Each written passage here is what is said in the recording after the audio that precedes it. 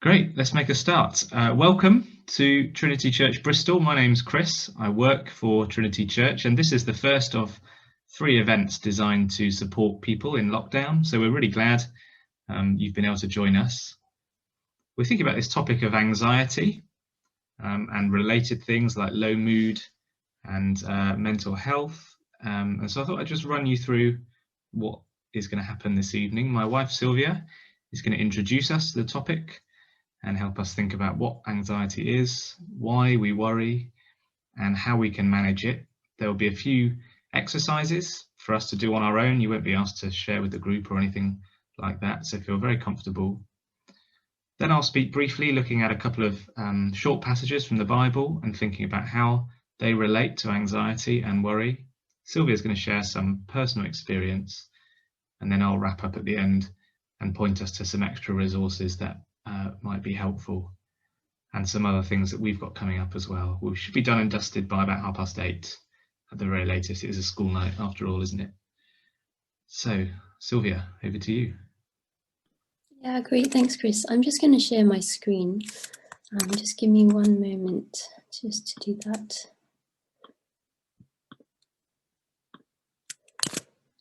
Okay.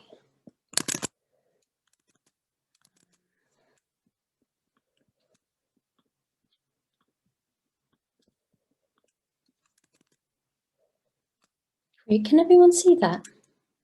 Yeah, brilliant. Cool, great. So hi everyone, thank you so much for being here. It's really lovely to see you. My name is Sylvia and I'm part of Trinity Church Bristol, who are hosting this event today. If you have any questions, thoughts or comments, please feel free to type them into the chat as we go along, and Chris and I will stick around at the end if you'd like to talk further.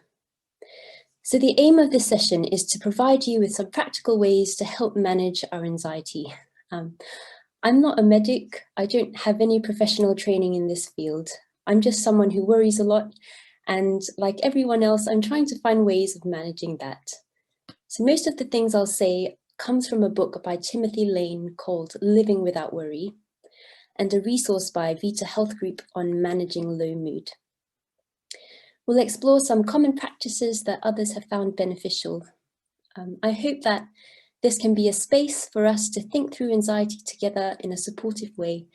And we know that lockdown can be quite isolating, so please know that we're here to support you and to walk with you. We'd love for this seminar to be the beginning of a longer conversation, so do get in touch if you'd like to go for a walk or if you'd like some company. We'd love to hear from you. So I'd like to begin by helping us to recognize anxiety. Anxiety is when we dwell on negative thoughts about actual or potential problems. It's when we move beyond a right concern for something into being over-concerned. It can make us feel tense and burdened.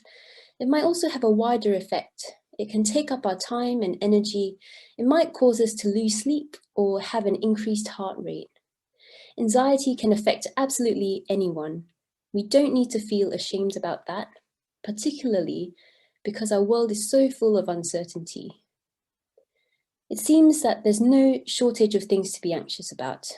There's injustice, accidents, and tragedies, but also there are the daily struggles that we face, whether it's our health, finances, our job, relationships, what people think of us, or worrying about the people we love. Each of us will have different struggles because we're all unique and every situation has its own complexities. I also want to acknowledge that there's a range of how intense our anxiety may be. So if your anxiety is affecting your daily life or causing you distress, can I encourage you to seek professional help and to talk to your GP about it? That would be a worthwhile thing to do. So the first thing I'd love us all to do is to spend a few moments thinking on our own. What do you worry about? What's been preoccupying your thoughts lately? And it would be really good to write it down somewhere to externalize it. I won't ask you to share them, it's just for yourself, so feel free to include as much or as little detail as you like. And let's just take a few minutes to do that.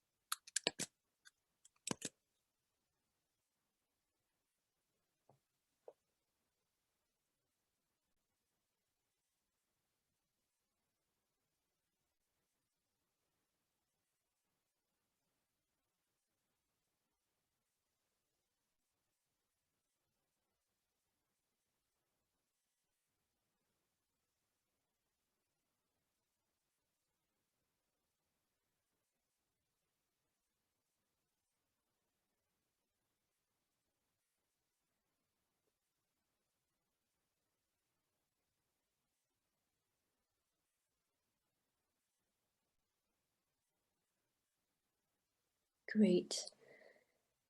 Just coming back together. Thank you for doing that. And we'll come back to that thought in a moment. You may have heard of something called CBT, which stands for Cognitive Behavioral Therapy. It's a strategy for managing low mood, looking at the links between thoughts, behavior, our body, and our mood or emotions. So for instance, the thought, I'm going to fail my interview, might come with the feeling of anxiety, the behavior of overeating, and a sense of restlessness and not being able to concentrate. We're going to look at one aspect of CBT, which is the act of challenging our thoughts. CBT teaches us how to recognize unhelpful thought patterns and challenge them. It starts with the understanding that our thoughts are not facts. However strongly we might think something, it might not be true. So CBT helps us to question our thoughts instead of immediately seeing them as facts. Here are some unhelpful patterns of thinking that we might fall into. Catastrophizing. That's when we find ourselves imagining the worst case scenario or exaggerating the likelihood of disaster. For example, that lump on my body will be cancerous. Or if I don't get this job, I'll always be a disappointment to my family. Predicting the future. This is when we irrationally try to foresee the future. For instance, I'll never find a partner, or I'm going to be a bad parent. Jumping to conclusions, where we make assumptions without concrete evidence. For example, your close friend hasn't phoned you in a while, so you think she must be angry with me. All or nothing, binary thinking. Instead of seeing things as a spectrum, it's either perfect or a failure, right or wrong. Because I haven't done everything I planned, today was a disaster. Should or must. Telling ourselves I should or I shouldn't adds pressure and sets unrealistic expectations for ourselves. For instance, I must always have a tidy kitchen, or I should never make mistakes. Emotional reasoning. That's when we believe that if we feel something, then it's definitely true. For example, I feel stupid, so I must be incompetent. Or, I feel unattractive, so I must be ugly. Negative over positive. That's when we only focus on the negatives and ignore the positives. For instance, on a report card, there are 9 positives and 1 negative, but we only dwell on the criticism. Overgeneralizing. We take one event and we assume that everything else will be similar. So for instance, I struggle with my taxes. I'm useless in all areas of my life. And personalizing. That's when you blame yourself for something that might not be your fault. For example, my child finds science challenging. It must be because I'm not raising him well. Okay, so here they all are, but kind of smaller font. I hope you can still see them. Do any of these seem familiar? So looking back at our worry that we wrote down earlier, do any of these patterns resonate with us? I'll just give you a few moments to look through them again.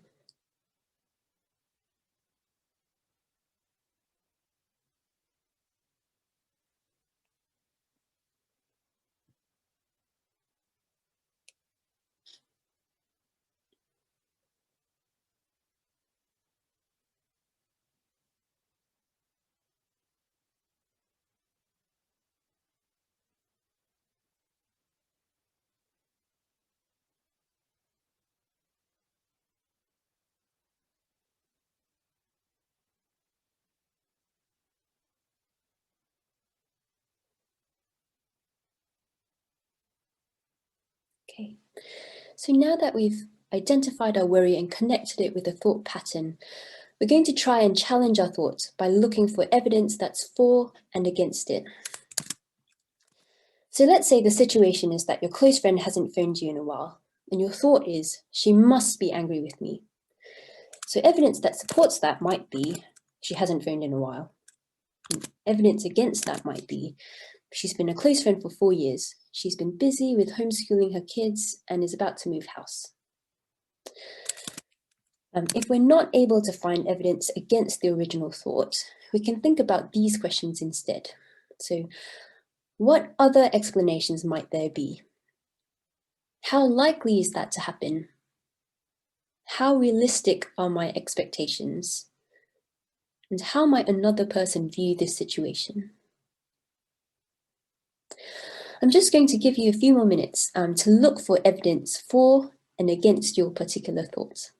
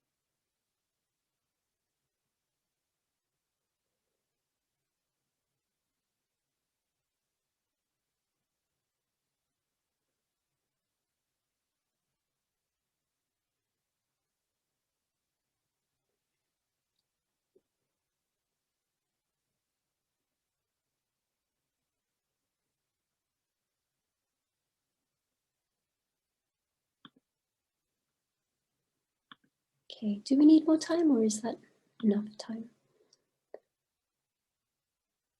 Okay, cool. I think everyone looks nearly there. Okay, so now we're going to try to create a more balanced thought. So this should try to bear the evidence in mind. So if the original thought was, she must be angry with me, we might revise that to, she hasn't phoned in a while, but I know she's been busy with her kids and with moving house. So let's just spend some time coming up with a more balanced thought.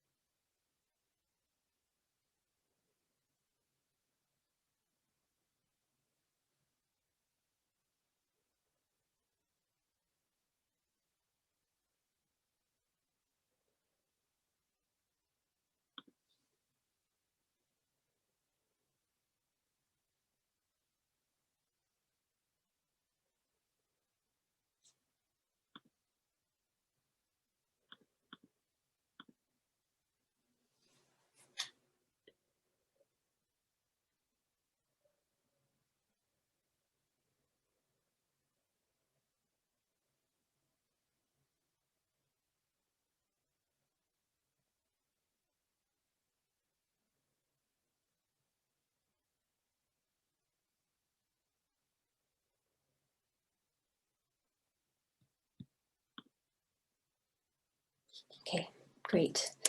So just to recap, what we've done today is identify a thought, connect it with a thinking pattern, find evidence for and against it, and create a more balanced thought. We're not trying to become indifferent or passive.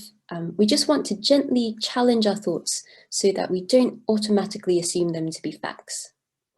Sometimes when we worry, we might feel like we're being productive or loving or safe, but we might end up being trapped in a cycle of worry. Going through the process of catching our thoughts and challenging them can help us to gain new insights, but it's also worth setting a short time frame, maybe 2 minutes, so that we don't get carried away dwelling on the same thought. There's a wonderful book by Dave Furman called Being There: How to Love Those Who Are Hurting. It's an extremely sensitive and practical book from a Christian perspective on caring for others. It's very honest about what it's like, how our help might go unnoticed, or what to do when we feel overwhelmed or weak and helpless, and about how in supporting others, we also go through our own pain. So I'm just going to draw on some of the things Furman says in terms of practical ways in which we can relate to our loved ones. Offer specific help that is easy to accept. If it's too general, like, let me know if there's anything you need, our friend has to think of a way that we can help, which places another burden on them. It also means that they're less likely to say yes. So maybe we can do an errand for them, or drop off a meal, or do their groceries for them instead. Secondly, we can talk about other things too. So our friend is not defined by their suffering or their circumstances. It's really tricky, isn't it? Because we want them to know that we care and we're here to listen, but also we don't want to keep reminding them of their pain unnecessarily. And it's quite hard to get that balance right. And thirdly, avoid comparisons. So even though our friend's situation might sound similar to something we've gone through, it's more helpful if we don't assume we know what their experience is like. Every situation is unique, and every person is unique. So instead, we can listen to how they're feeling and give them space to share their own thoughts about what they're going through. If we're unsure of what to say, which I often am, it's best to express our care and our love for them. So saying something like, I'm so sorry, or I love you, or I don't pretend to know what's happening, but please tell me, and please help me try to understand. That might be a better way of going about things. Okay, that's all from me for now. I'm just going to hand over to Chris.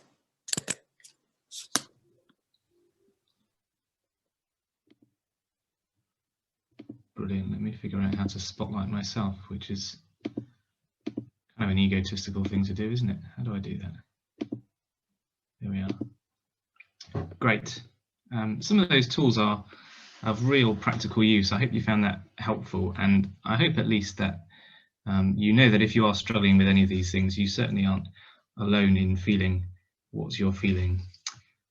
Sylvia mentioned this book by Timothy Lane, Living Without Worry, and I just wanted to share a helpful quote from that book on the screen.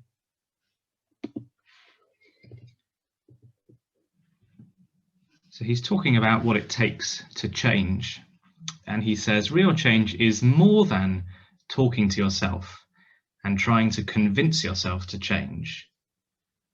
It's more than thinking positive thoughts, even biblical ones. It's even more than reminding yourself of who you are in Christ. It involves talking to and relating to Christ in the midst of your anxieties, worries, and fears. Since God is personal, change that he accomplishes in you will be the result of you relating to him personally as you struggle. In other words, change is about more than just adjusting our behavior or our physical feelings or our mood or emotions or our thoughts, as we've been thinking about tonight.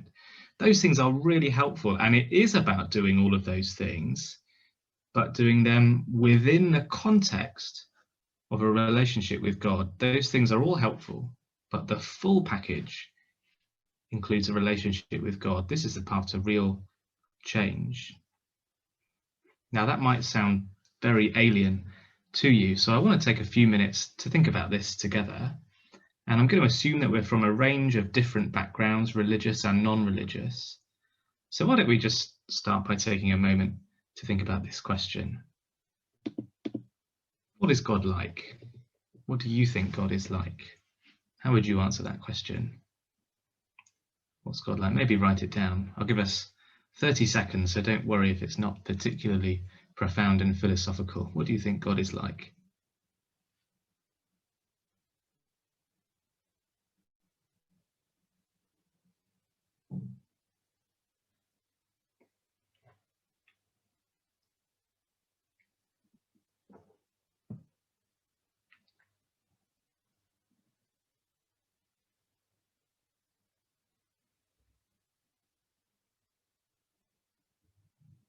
Okay, time's up.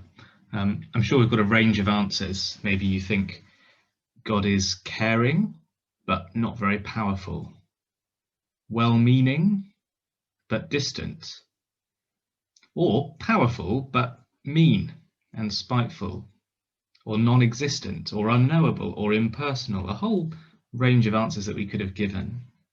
But I want to spend some time thinking about one answer that the Bible gives to that question.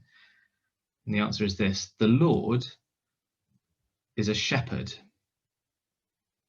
This is a poem from the book of Psalms in the Old Testament. It's a poem written by King David, who was the king of Israel. This is Psalm 23. Let me read it for us. A psalm of David. The Lord is my shepherd. I shall not want. He makes me lie down in green pastures. He leads me beside still waters. He restores my soul. He leads me in paths of righteousness for his name's sake. Even though I walk through the valley of the shadow of death, I will fear no evil, for you are with me. Your rod and your staff, they comfort me. You prepare a table for me in the presence of my enemies. You anoint my head with oil. My cup overflows. Surely goodness and mercy shall follow me all the days of my life, and I shall dwell in the house of the Lord forever.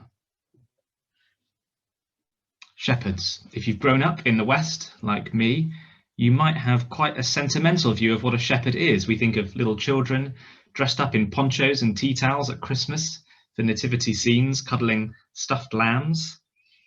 But this shepherd is not sentimental, but robust. He really cares for and protects David through all of life's ups and downs. He meets David's most basic needs. He makes David lie down in green pastures and leads him beside still waters. Green pasture and water is what sheep need, isn't it, to survive? He meets David's basic needs and his deepest needs. He restores his soul. He leads him in paths of righteousness for his name's sake. He refreshes David when he's downcast and hopeless, and he leads him in the way that he should go. The shepherd provides. The shepherd protects. David says he walks through the valley of the shadow of death, but he fears no evil because his shepherd is with him. He does face suffering and danger, but he has no fear because the shepherd protects him. This shepherd rules his sheep with his rod and staff. If David wanders off like a lost sheep, well, the shepherd is there to bring him back.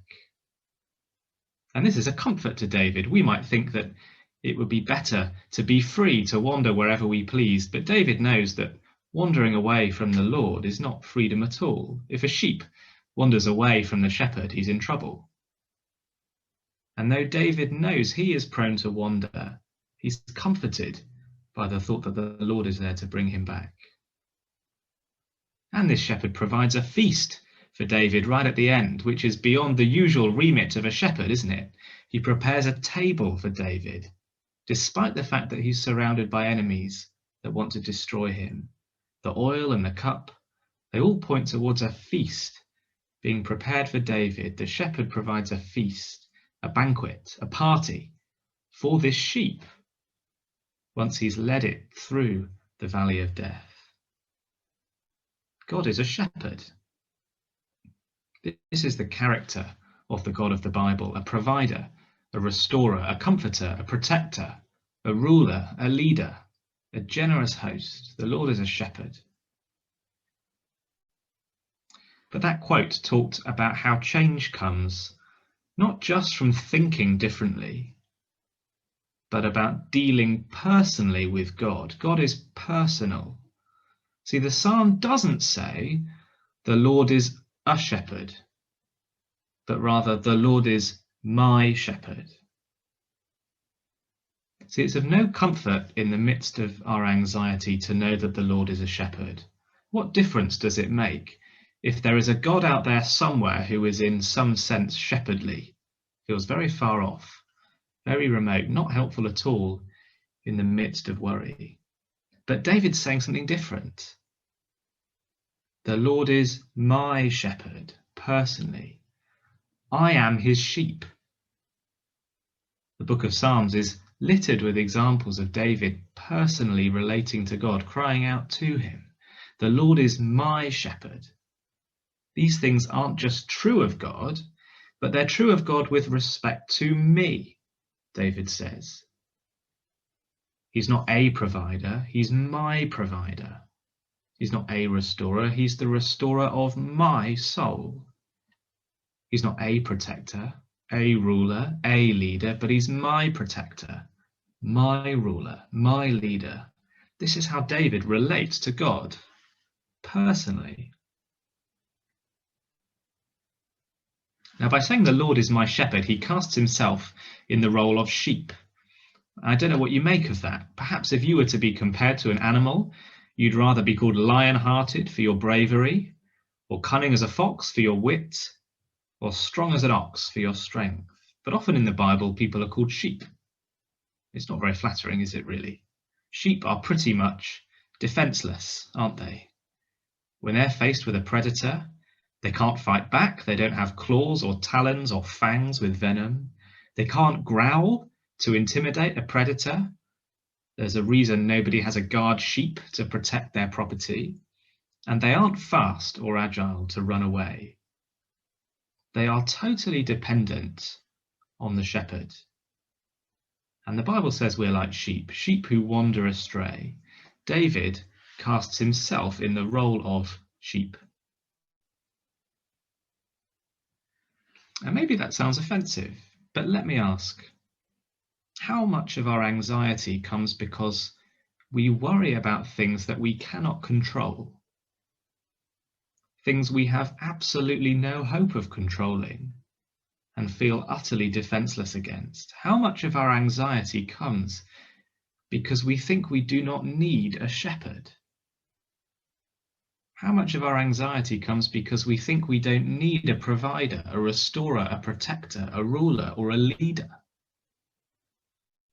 How much of our anxiety comes because we think we can do all of these things on our own? How much of our anxiety is because we, the sheep, have wandered off from the shepherd? David relates to God personally as his provider, his protector, his restorer, his comforter, his ruler, his leader. The Lord is his shepherd. But before I hand back over to Sylvia, I want to ask one final question. How can we know for sure that God is really like this? How do we know God is like this, if God exists at all? Well, the answer is that the Lord came down personally. He stepped into history to shepherd his people. This is from the New Testament, from John's Gospel, chapter 10, written by a witness to all that Jesus said and taught. Jesus said, "The thief comes only to steal and kill and destroy. I came that they may have life and have it abundantly. I am the good shepherd. The good shepherd lays down his life for the sheep. He who is a hired hand and not a shepherd, who does not own the sheep, sees the wolf coming and leaves the sheep and flees, and the wolf snatches them and scatters them. He flees because he's a hired hand and cares nothing for the sheep. I am the good shepherd. I know my own, and my own know me. Just as the Father knows me, and I know the Father, and I lay down my life for the sheep." the Lord came down in the person of Jesus to be the shepherd his people needed. He refers to the bad leaders that Israel had had. He says they're thieves. They come to harm the sheep, to kill and destroy. And he refers to the hired hands who didn't care for the sheep. But Jesus came to be the shepherd we needed, the good shepherd, the shepherd of Psalm 23. But Jesus, the good shepherd, goes above and beyond the call of duty, doesn't he? The good shepherd lays down his life for the sheep. See, all human beings by nature are like sheep. Not only are we defenseless, but we wander off. We wander away from the shepherd. We rebel against his good and loving rule. We put ourselves in the place of God. And the penalty that this demands is death. If God is good, he cannot tolerate our rebellious wanderings, and so we die. If a world ravaged by a global pandemic teaches us anything at all, it's that all is not well with this world. Our world is at war with its creator. We die. And we will one day face God's judgment for our rebellious wandering. But the Lord came down. The Father sent the Son, the Good Shepherd, to lay down his life for the sheep, in place of the sheep. When Jesus died on the cross, he died the death that rebellious, wandering sheep deserve. He died instead of us, so that by turning back to him, we might be forgiven. In the Old Testament, the prophet Isaiah says, "All we, like sheep, have gone astray. We have turned each of us to his own way, and the Lord has laid on him," on Jesus, the Good Shepherd, "the iniquity of us all." Jesus, the Good Shepherd, laid down his life for his sheep. The Lord is a shepherd. God is a shepherd. We know he is because he came down to lay down his life for his people. So will you listen to the shepherd's voice? John 10 verse 3 says, "The sheep hear his voice, and he calls his own sheep by name and leads them out. When he's brought them out, he goes before them, and the sheep follow him, for they know his voice." As I finish, I want to encourage you to listen to the voice of the Good Shepherd. We've got lots of ways of helping you do that, helping you find out more about Jesus and the claims he makes. We'll flag those up for you at the end. I'm going to hand back to Sylvia now, and she's going to talk briefly about some of the ways that knowing the Good Shepherd has made a difference to her. Yeah, thanks, Chris. So speaking more personally, the thing that I often worry about is my health. I often get anxious that I have a serious health condition that's undiagnosed. I also go to unrealistic lengths to avoid being ill in the future.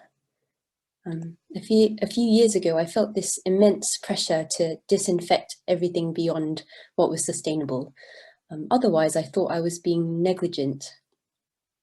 It was overwhelming because I was trying to control everything in my environment, and it just wasn't realistic.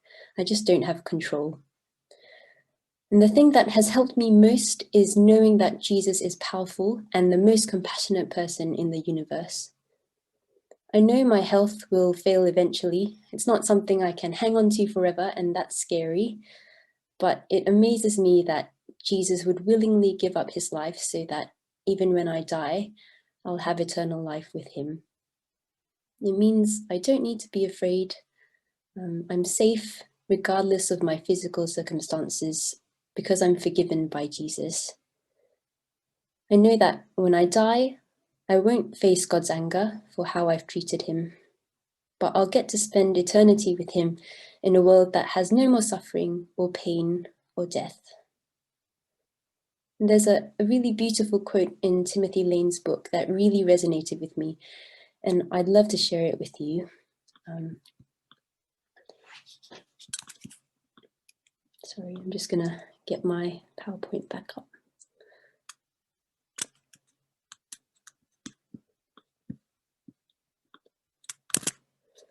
Okay, here it is. He says, if you treasure something that is not stable and lasting, you will naturally be anxious because it may be taken from you. On the other hand, if you treasure something that is permanent and unchanging, you will not be anxious because it can't be taken from you, nor will it decay or disappear. Although there's still times when I feel anxious, I'm comforted when I remember that my relationship with Jesus will never crumble, unlike my health or job or relationships with friends and family. It's the only thing in my life that is secure, and that is a really wonderful thing.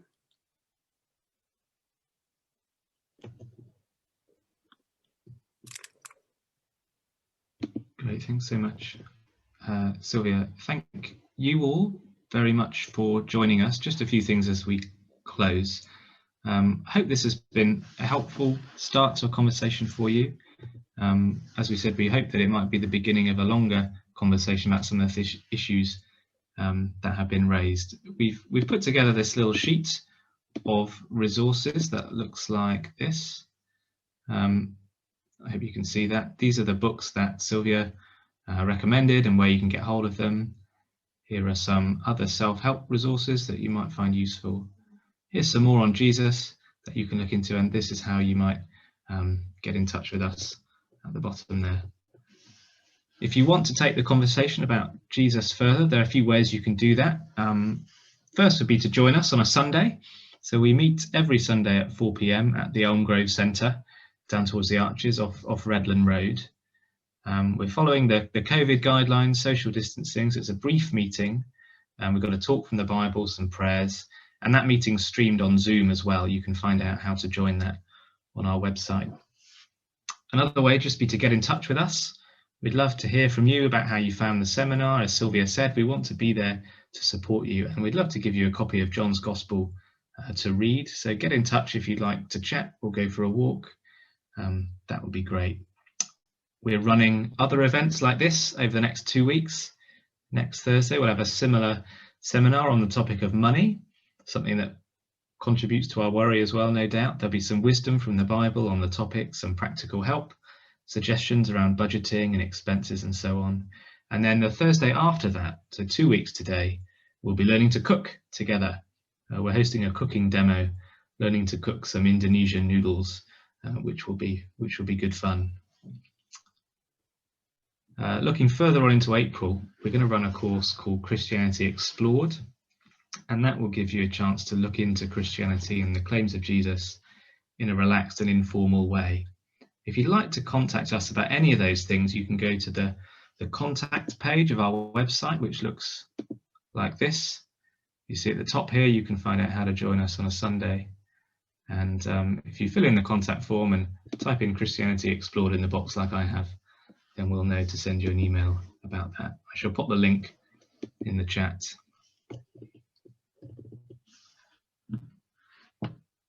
Great, I think that's everything I have to say. We'll keep the meeting open if anybody wants to ping us a message. But for now, thank you very much indeed for coming.